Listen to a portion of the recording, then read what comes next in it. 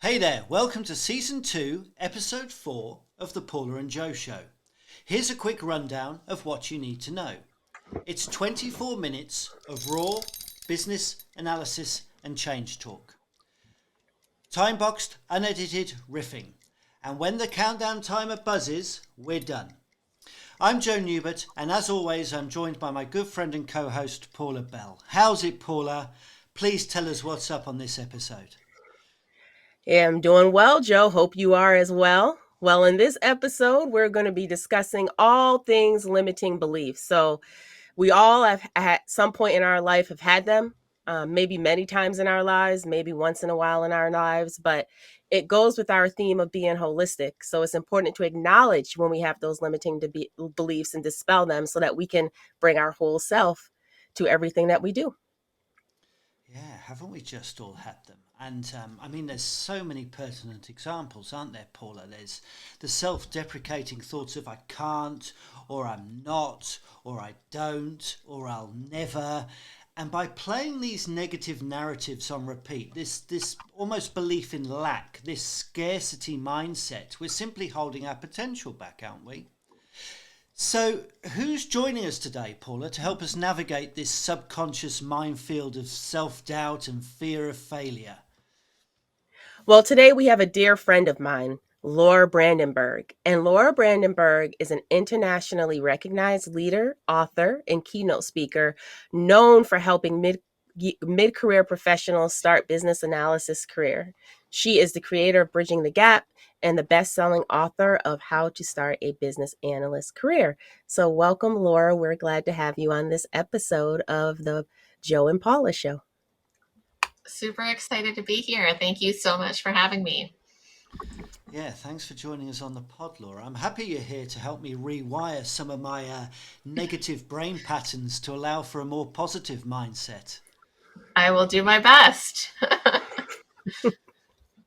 Well, why don't we jump right in, Laura? And the first question that we have for you that we would love to get your insight on is what are these things called limiting beliefs and why should we care about them or how do they impact us? Yeah, I think you and Joe set it up really well in your intro, but how I think of limiting beliefs are really just stories that we tell ourselves about how the world works that aren't actually true. Or maybe even more importantly than that, it's like stories that we tell ourselves that hold us back from what we really want out of our lives and our highest purpose and our calling. So that belief structure or the subconscious programming that Joe talked about, it's mostly formed by the age of 8. It's largely influenced by our primary caretakers. So the stories they told us about money and work and our value and play, it all gets written into our programming before we have the conscious ability to decide for ourselves what's true and what's not. And then it gets strengthened in our adolescence as we try to fit in with our peers and navigate all of the lovely things of hanging out with our friends, forced or adjusted a bit in those years as well. And really, unless you do inner work to rewrite them, they can permeate every area of our life. So just as an example of that, like at Bridging the Gap, we're all about helping business analysts achieve more success in their careers. And one of the limiting beliefs that we see among our course participants is like they don't think they have experience. And you've seen this, Paula. Like we've had this on some coaching calls. Like I didn't think I actually had experience as a business analyst because I didn't have the title or it wasn't formal enough, right? It's like the I can't or it doesn't count type belief. And often those professionals, they have years, sometimes decades of experience under other titles, but they really just don't think it officially counts. So that's sort of like a surface level limiting belief, but it often comes back to like feeling like they're not good enough or not worthy enough of success. Like there's an underlying limiting belief that's probably affecting multiple areas of their life, that's kind of hitting the surface of like, well, my experience doesn't count. And that keeps you from higher paying jobs, doing more interesting project work, enjoying your career, and it just holds you back from your full potential.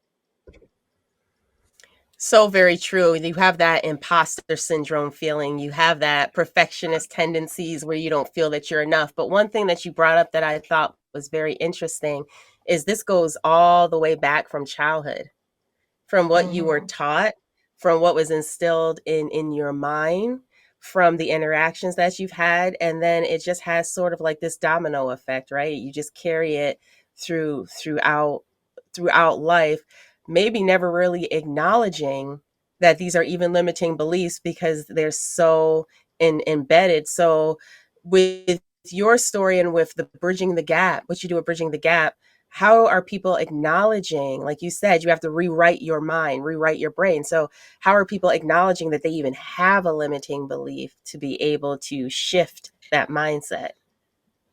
Yeah, well, it's an interesting point that you bring up, because what happens is, what I think once that programming is in place is you start to just recreate the story, right? You might be like, why am I still in the same pattern that my parents were in?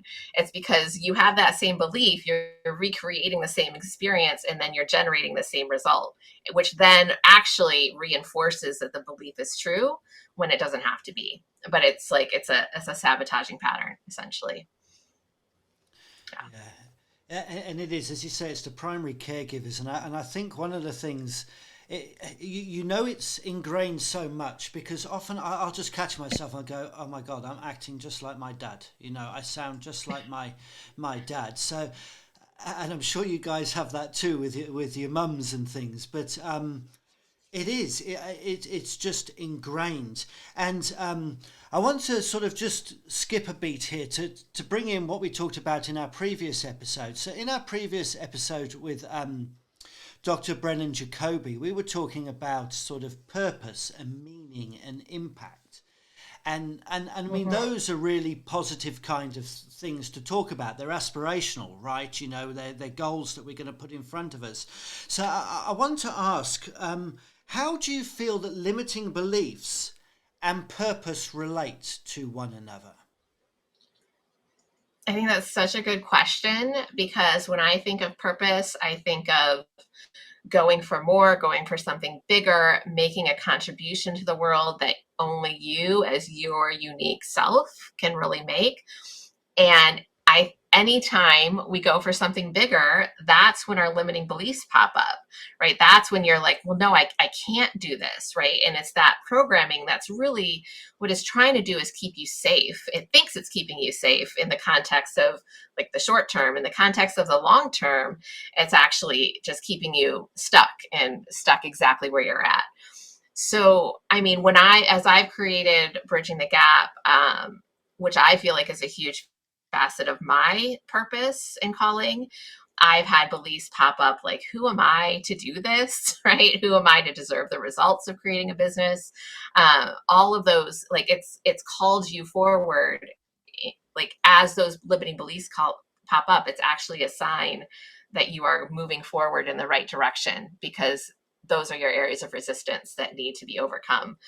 I see a lot of people as they're moving forward to a bigger purpose, like start to get stuck in a limiting belief pattern around what it means to in the context of what's going on in the rest of the world, right? So it can really hold you back to see suffering or people who are going through a much more challenging situation or live in a different environment than you and face different challenges, and feel like, well, who am I to have this kind of result, or this, like, live something as grand as my purpose, when there's people that are, just hoping to be able to put food on the table, right? And so that can also put you into a spin of, that is a limiting belief that holds you back, like that somehow if you go for more, it is taking more away from someone else versus creating more and putting you in a position where you could actually help more people in the world. And that's the truth, like that you dimming your light or you making yourself smaller is not actually helping that other person whatsoever. You growing and expanding puts you in a position where you can do more good in the world. It's so complex, isn't it? It's as you say, you sort of you look Yeah. at some of the blessings that you have yourself, maybe, and you look at the lack that somebody else has, and that feels unfair. And it perhaps gets back again. We were talking on the last episode about purpose and meaning, and just really being good for people and planet, I suppose. And so as long as you can take this, and I want to use the word abundance, I feel like abundance is the opposite of this scarcity, this limiting beliefs thing. So if you can take some of the abundance that you create, then you're able to sort of pass that on, and that's going to help fulfill you, and you're going to start to sort of snowball some positive thinking there. But I want to hop back to something you said there. You said areas of resistance, and this was actually a question I wanted to ask on the last episode, but we ran out of time, so we didn't get there. So when if we have a purpose, we set this goal, we believe there's this bigger meaning, that we want to work towards, right? And now I don't have the limiting beliefs, so I'm positively believing that I can make the steps towards this goal. But when is the universe showing me signs that I'm actually going down the wrong path and I should stop? Versus, should I be persisting through this because it's actually not a sign that I should stop? It's just a challenge that I need to overcome on my way to my bigger goal. Yeah, it's such a rich dialogue, and I don't know that I have like the definitive answer to that. But the way I approach those situations is to do a lot of introspection, and really introspection and sitting with my body and listening to my gut. And is this voice coming from a place of fear and scarcity and lack, or is this voice coming from maybe a little bit of excitement and a little bit of it can also be fear of what's coming next, but like, where is that voice coming from? Is it trying to hold me back, or is it trying to bring me forward? And really, it is an intuitive experience, and I think it's somewhat of a challenge. You're not even always sure whether that voice is truly the resistance, or it's truly like, oh wait, this is not good for you. But your body will tend to tell you when you've really made a mistake, and it'll bring you back on track. Yeah, no, fantastic. No, I appreciate that. It's, as you say, it's look within, really, and actually figure out whether it's sort of, some story that you're telling yourself again, or if you've got some butterflies and actually this is an exciting thing to do. Yeah. Well, with that, as people who are listening to us, watching us, are looking within and identifying that voice, and they're now probably thinking about, hey, I can resonate. I have some limiting beliefs. Given they show up in our lives every single day, what things cause us to hold limiting beliefs, to hold them in? And how can we identify specifically the ones that are holding us back? Going to Joe's question on, should this be something that should be limiting me, or is this a good thing that's giving me strength to go forward and something else? Yeah, I feel like identifying the ones that are holding us back is really a matter of really listening to your own inner dialogue. And, we all have that voice in our head.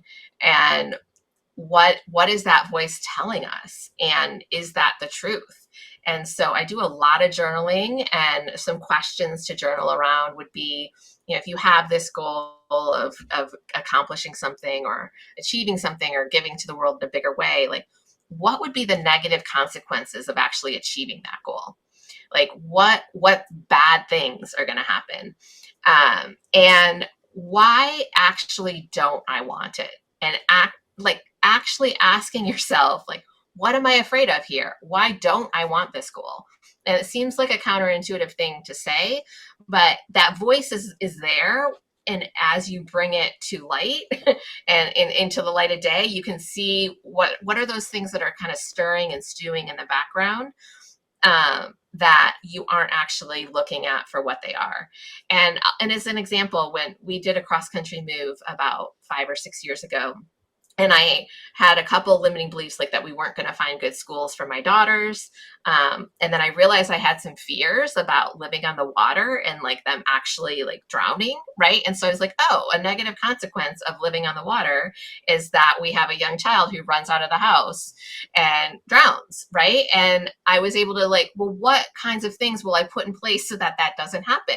And one of the first things we did was have really clear discussions around how we interact around the water and how we leave the house and all of those things, so that because it was a fear that I had that I didn't even realize until I asked myself some of those questions.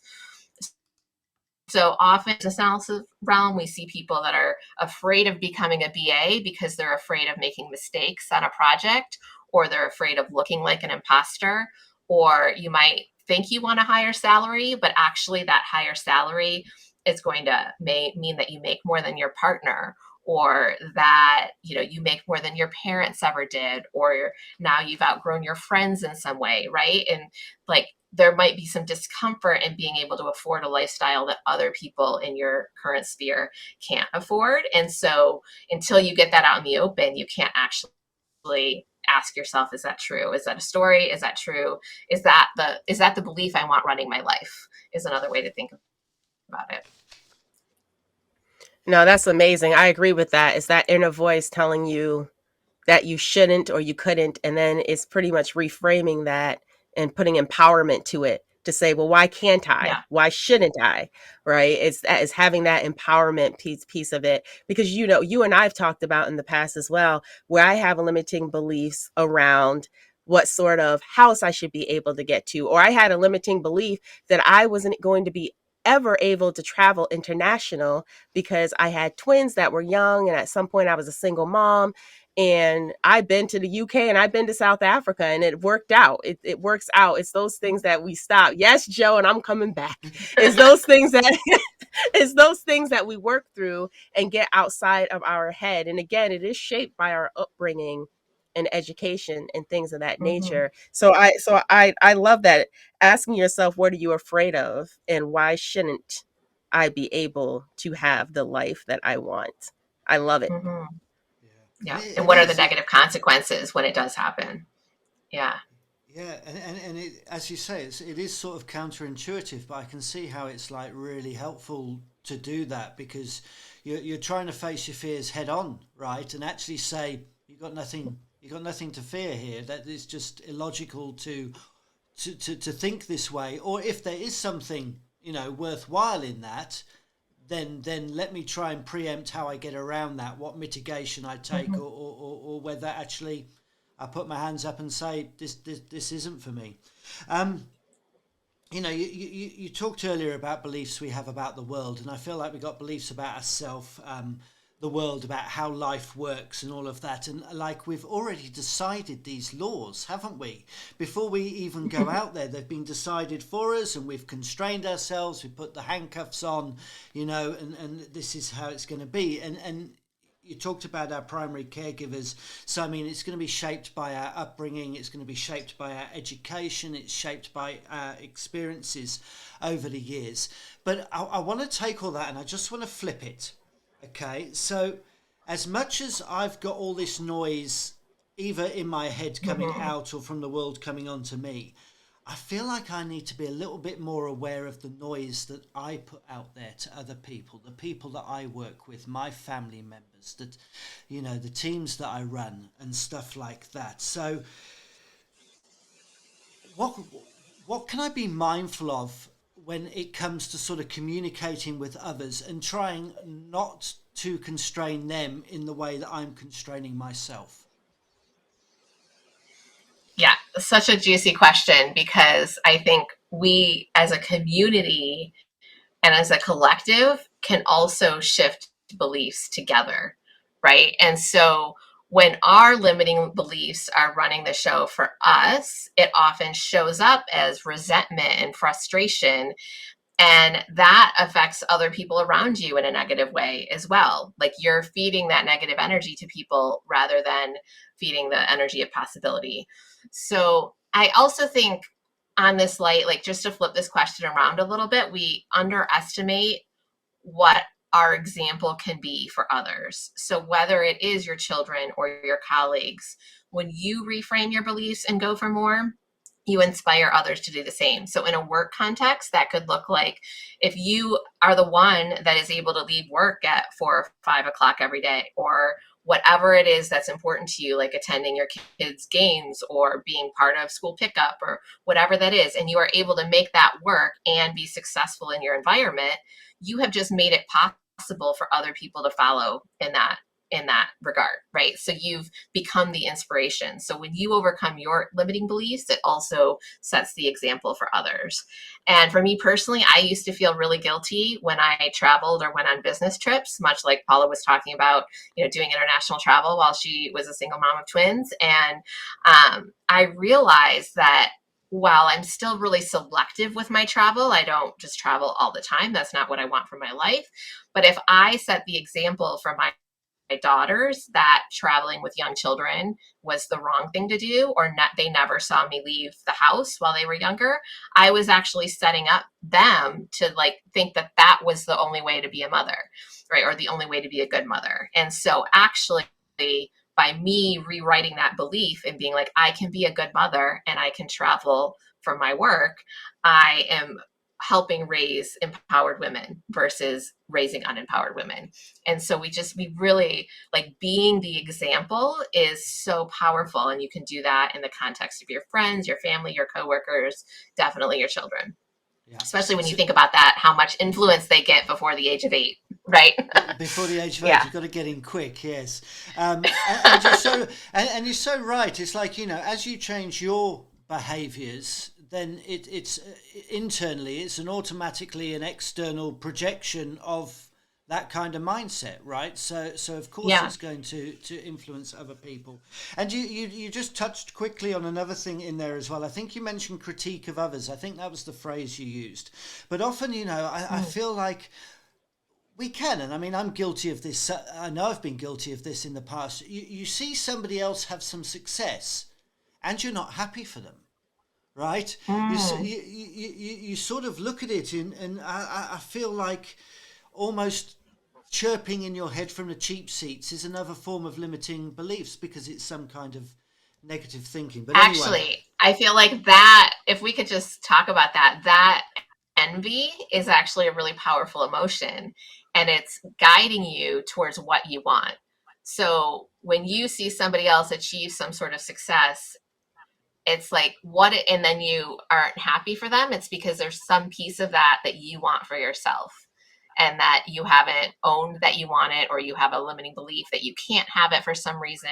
So what are you projecting on them that there's a reason they can have it that you can't? It's huge. It's a rich experience from an introspective, what is actually going on here that's causing me to have that feeling about that person and their experience. So envy is the golden nugget. Okay, when I can be envious of lots, so I'm just gonna have to jot this list of stuff down. But yeah, Paula, I think we've got a couple of minutes before this bell. Maybe it's not the most exact, so why don't you jump in with your last question? Sure. So my last question to you is, clearly we have the need to reframe some of our thoughts, right? So what advice about thinking in new ways can you share to our audience to help them overcome their limiting beliefs? Yeah, I mean, there's so much that we could talk about here. I feel like just from a surface level, when you bring that belief into the light of day, you'll often be like, oh my gosh, here it is again, right? And just bringing awareness to it is a huge step. And some of the easier ones will just dispel based on you seeing them for what they are. But then from a bigger perspective, this is something I have worked with multiple coaches on and done both, talking through, is this belief, what is the limiting belief that's holding me back? Is it true? Is it not true? Why is it true? Where did it come from? Finding the family story behind it, and rewriting that story. And also a lot of really body focused, where does that live in your body? Because I think a lot of these beliefs come from trauma that, we experienced that situation as trauma, not necessarily big T trauma, but little t trauma when we were young, and we're holding that trauma in our bodies. So healing that helps release that as well. Yeah. I heard the timer, so I could have said way more, but I wanted to wrap it up. Yeah, no, you're welcome to wrap it up. It's not that hard a cut, so that's okay. fine.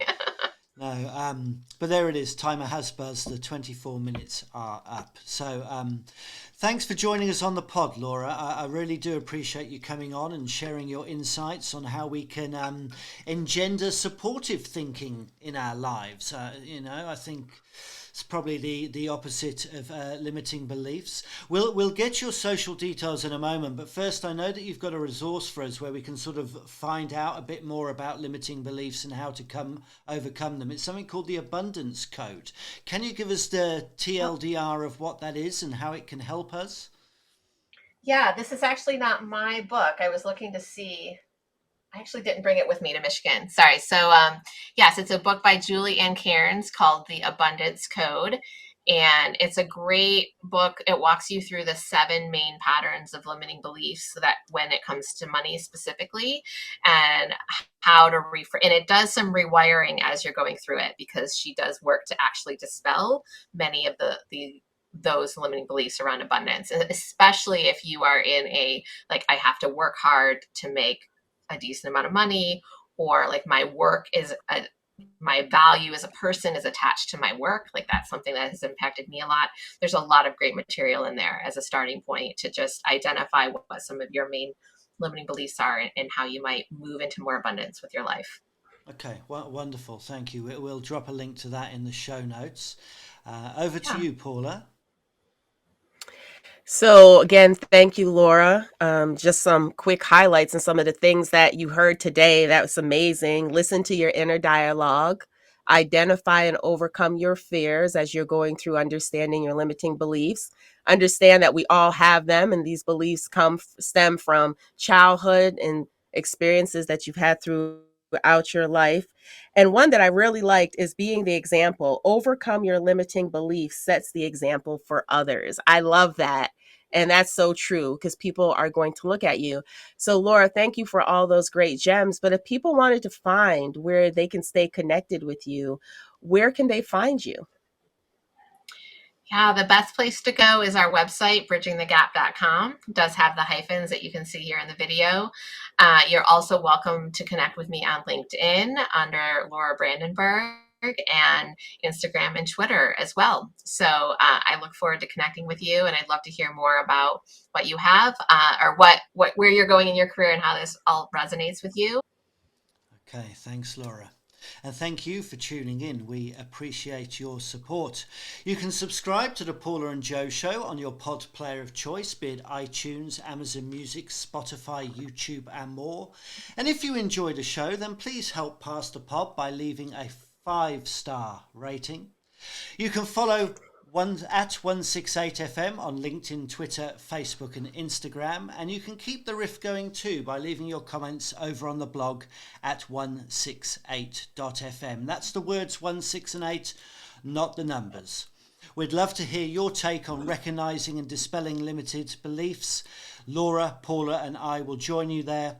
Until then, take care and keep growing.